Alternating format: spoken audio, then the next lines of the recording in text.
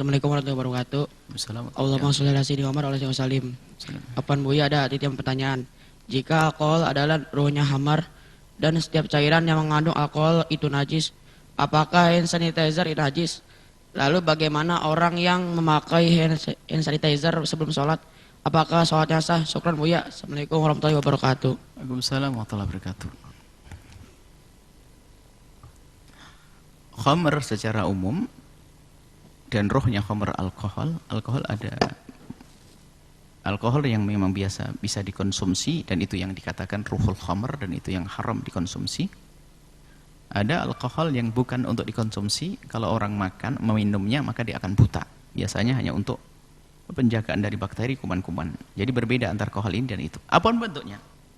Alkohol yang dimaksud adalah alkohol yang biasa dicampur dengan minuman atau yang ada dalam minuman beralkohol. Alkohol ada ruhul khamr. Mungkin pertanyaan lebih khusus khamr langsung. Ruhul khamr berarti kok khamr. Khamr adalah najis dan haram untuk dikonsumsi. Disepakati 4 madhab. Kalau masalah keharaman khamr untuk dikonsumsi adalah sepakat ahli iman. Disebutkan dalam Al-Quran, biarpun pengharamannya ada tadarruj, bertahap, tapi pada akhirnya kesimpulannya adalah diharamkan. Adapun kenajisannya, khamr adalah sama. 4 madhab mengatakan khamr adalah najis. Karena khamr itu adalah najis, maka kalau bersentuhan dengan badan kita atau baju kita di dalam sholat, maka hukum sholat kita tidak sah. Khamr. Baik. Kemudian masalah alkohol, jika alkohol yang dimaksud adalah alkohol yang biasa dikonsumsi untuk minuman, ya hukumnya sama semacam ini. Akan tapi apakah alkohol yang biasa digunakan di sanitizer atau di minyak wangi itu sama? Yang kami dengar adalah alkoholnya bukan itu, beda. Karena alkohol itu kalau diminum buta matanya orang, nggak mampu. Anggap saja sama, oke. Supaya mudah. Anggap saja kita samakan alkohol yang ada di minyak wangi dan adalah alkohol yang juga haram dikonsumsi sama, ya itu sama bagaimana? Jawabannya adalah sama, tidak berubah, bahasanya jika dikonsumsi adalah mutlak haram. Dikonsumsi adalah mutlak haram. Baik, kemudian masalah kenajisannya sama, 4 madhab mengatakan najis. Akan tapi di sana ada ulama. Ulama besar, derajatnya juga mujtahid. Biarpun di dalam madhab, bahkan ada mujtahid mutlak juga. Imam Rabi'atul Ra'i, Imam Muzani dalam pengikut madhab Imam Syafi'i. Dari mutaakhir misalnya Syokani, banyak mengatakan bahasanya najisnya khamr itu najis maknawi yang maknanya adalah haram dikonsumsi. Dan melanggar Allah dosa besar, langsung fasik, hukumannya besar di hadapan Allah. Akan tapi untuk hissi dohirnya adalah, ini sebagian segelintir dari ulama ini mengatakan dohirnya tidak najis. Maksudnya kalau bersentuhan dengan baju tidak dianggap menjadikan sholat tidak sah. Lalu bagaimana kita melihat ini pendapat lemah dan bukan dari 4 madhab, tapi ini dianggap mereka juga orang besar di dalam madhab kita. Imam Syafi'i, Imam Muzani, Imam hebat, Imam Rabi'atul Ra'i, mujtahid mutlak. Baik, lalu bagaimana sikap kita? Sikap kita tetap bahwasanya itu adalah najis, yang mengenai baju adalah juga tidak diperkenankan. Ini dalam keadaan normal semacam itu. Akan tapi ada dalam keadaan tertentu kita boleh taklid mereka. Misalnya, kalau saya beli minyak wangi, saya tidak akan beli minyak wangi yang beralkohol.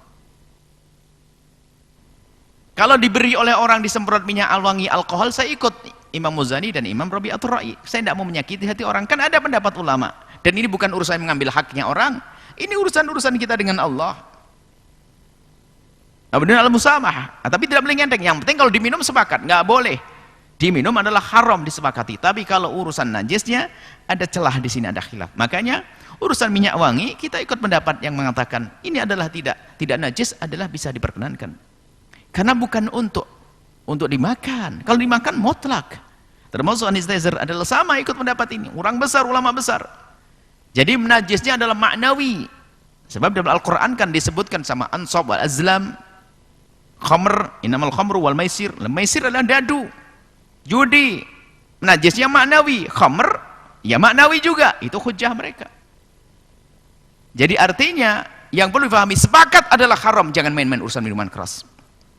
Adapun masalah nempel di kulit ada khilaf. Biarpun khilaf lemah, untuk solusi dalam permasalahan corona dan sebagainya sah. Jangan sampai kita merepotkan hamba-hamba Allah. Apalagi ini pendapat ulama. Urusannya kita kembalikan pada Imam Muzani dan Imam Rabi'atul Ra'i dan Imam Shawkani. Selesai. Apalagi ini menjaga kesehatan. Jadi dalam keadaan semacam ini ikut pendapat para ulama semacam ini, aman, kita tidak ada masalah.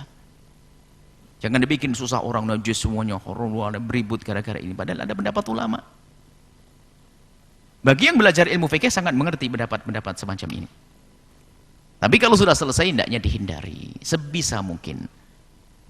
Baik, akan tapi pendapat semacamnya harus kita sebutkan agar menenangkan hati sebagian hamba yang pengen terus dirinya dengan Allah Subhanahu wa taala, ingin melanggar Allah. Maka kami tahu pendapat Imam Rabi'atul Ra'i dan juga Imam Muzani dan juga ini diikuti oleh beberapa ulama adalah najis yang maknawi, yang nggak boleh hanya diminum saja. Adapun bersentuhan dengan baju dan badan tidak menjadikan sholat kita tidak sah, maka tidak usah khawatir dalam hal ini.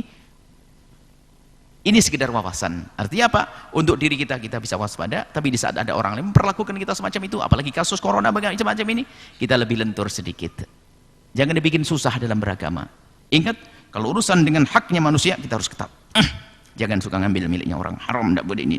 Tapi kalau urusan dengan Allah, Allah Maha Kasih. Allah yang menciptakan Imam Muzani, Allah yang menghadirkan Imam Rabi'atul Ra'i untuk melapangkan keadaan zaman ini. Urusan sanitizer ini. Semoga Allah mengampuni semuanya dan menjaga semuanya, dan semoga Allah mengangkat malapetaka, bencana dari kita semuanya diganti dengan rahmat dan kasih sayang. Wallahu a'lam bishawab.